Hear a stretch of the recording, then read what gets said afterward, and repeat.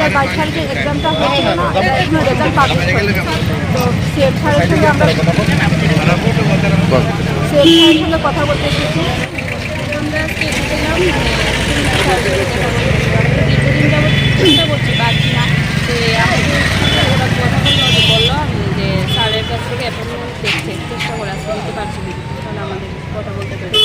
আজকে এসটিভিটি পরীক্ষা দিয়েছি প্রায় 17 মাস হলো, কিন্তু আমরা সিএমের সঙ্গে বারবার দেখা করার চেষ্টা করছি, অনেকগুলো অ্যাপয়েন্টমেন্ট জমা দিয়েছি, কিন্তু আমাদের কোনো দেখা করার সুযোগ হয়নি। আমরা তো হতাশ হয়ে আছি। এখন পর্যন্ত কতবার এলেন মুখ্যমন্ত্রীর দরবারে? এখন পর্যন্ত তো 17 মাস ধরে প্রায় 10-12 বার এসেছি, আরও বেশি হবে, কিন্তু অনেকবার চেষ্টা করছি আমরা, হচ্ছে না। তো দেখা